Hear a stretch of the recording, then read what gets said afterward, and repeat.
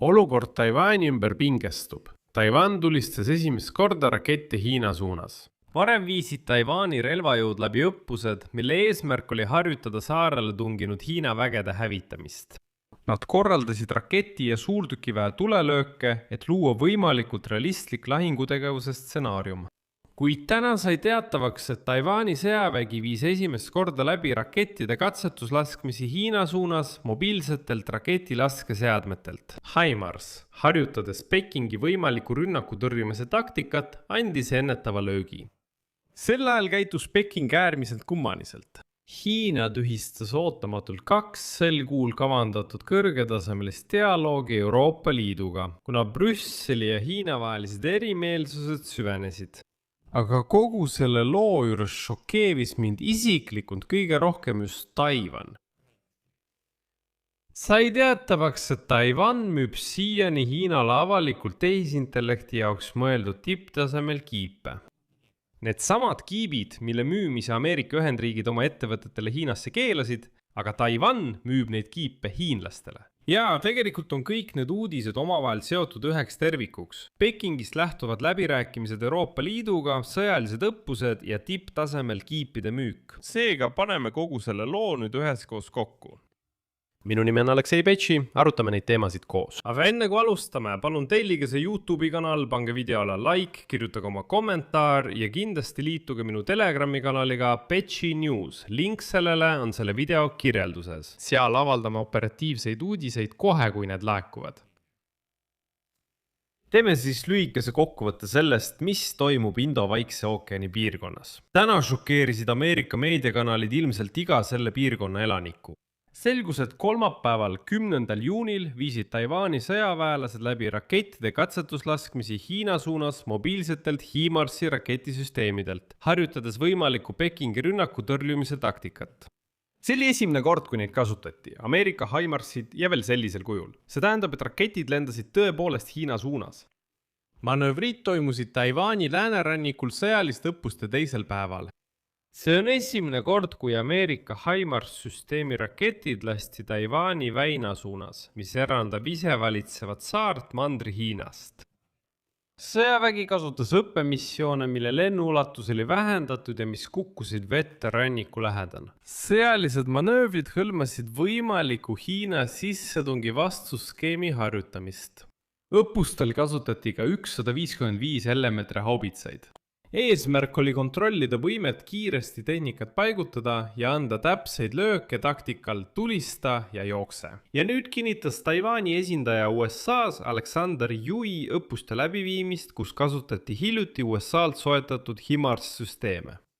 Ja ajakirjanike küsimusele, miks rakette tulistati just Hiina suunas, märkis ta, et kuulge, Taiwan on saar ja tsitaat. Me saame tulistada ainult itta või läände, seega valisime lääne. Nagu et kuulge, siin ei ole mingit vihjet, ärge mõelge midagi, mitte mingil juhul. Lihtsalt nii juhtus, et me hakkasime rakette Hiina poole tulistama. Tahan märkida, et Hiina peab Taiwani oma, nagu nad ütlevad, mässuliseks provintsiks ja väidab, et tulevikus peab saar minema nende kontrolli alla. Peking saadab peaaegu iga päev sõjalaevu ja lennukeid saare õhuruumi ja vetesse, kuid viimastel aastatel korraldab ta selle ümber ulatuslikke sõjalisi õppusi. USA ei tunnusta ametlikult Taiwani iseseisvust, kuid on jõuga staatuse muutmise vastu ja on võtmetähtsusega relvade tarnija saare enesekaitseks. Siinkohal tuletan meelde, et see oli sõna otseses mõttes detsembris aastal 2025. Ameerika Ühendriigid teatasid ulatuslikust relvapaketist Taiwanile, mille väärtus ületas $11 miljardit ja mis nägi ette 82 täiendava HIMARS-süsteemi müüki. 2026 aasta märtsis andis Taiwani parlament valitsusele loa allkirjastada vastav relvaostuleping. Kuid pärast seda, kui USA president Donald Trump kohtus selle aasta mais Pekingis Hiina liidri Xi Jinpingiga, teatus selle relvapaketi elluviimine sisuliselt. Ja Trump kutsus Taiwani, nagu ta ise väljendus, rahunema.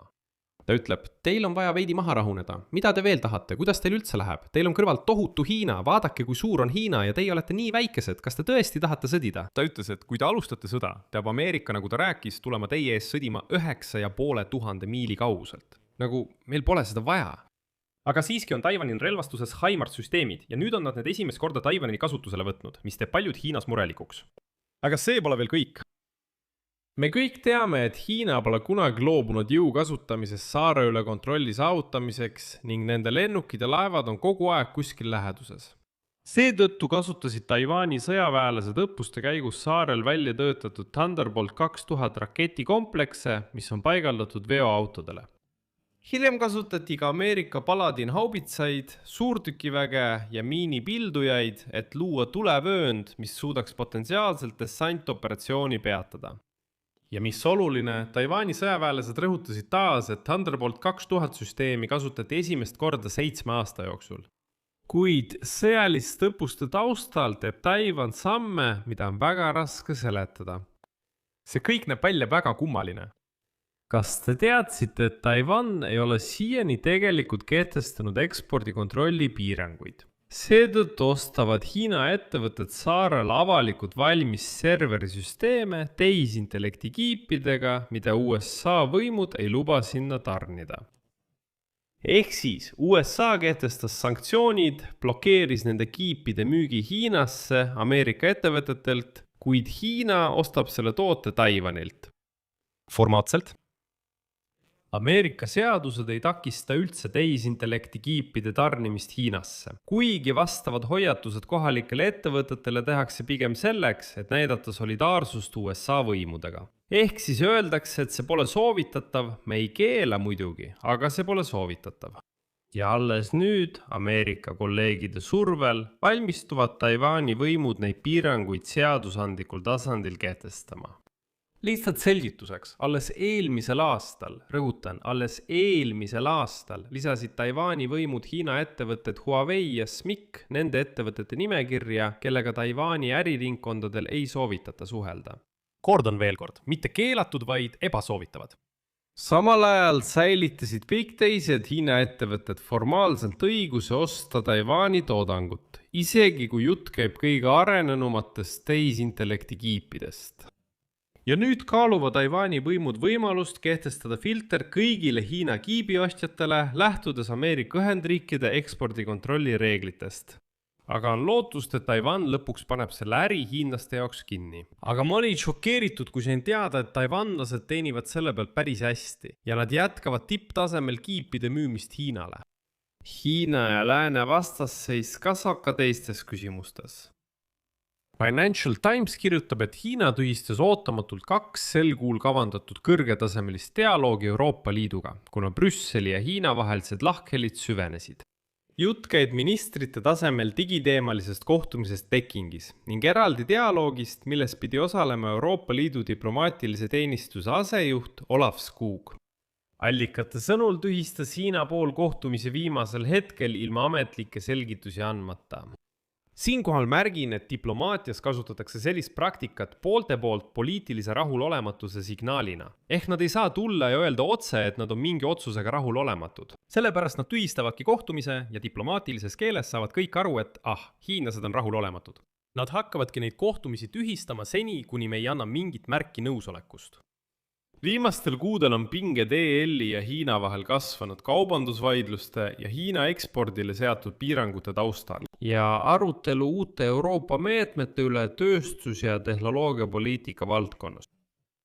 Ja eriti aktiivselt lobistab Peking EL-i poolt pakutud tööstusarengu kiirendamise seaduse vastu, mis näeb ette teatud Hiina kaupadele riigihangetel osalemise keelu ning piirangud Euroopa ettevõtete ülevõtmistele. Euroopa Komisjon esitles hiljuti ka küberturvalisuse seadusandluse uuendust, mis näeb ette selliste Hiina ettevõtete nagu Huawei välistamise telekommunikatsioonivõrkudest ja energeetikataristust, sealhulgas päikeseenergiasüsteemidest. See tähendab, et ka Euroopa püüab end distantseerida. Ja ma kordan veel kord, Taiwan müüb siiani mikrokiipe Hiinale, kuid siiski korraldata selliseid sõjalisi õppusi, suunates raketid ikka veel Hiina poole. Siia panen praegu 3 punkti. Telli kanal, et järgmine osa vahele jääks. Pane like ja kirjuta kommentaaridesse oma arvamus ja järeldused. Sellega on kõik. Hoolitse enda eest. Kõik head.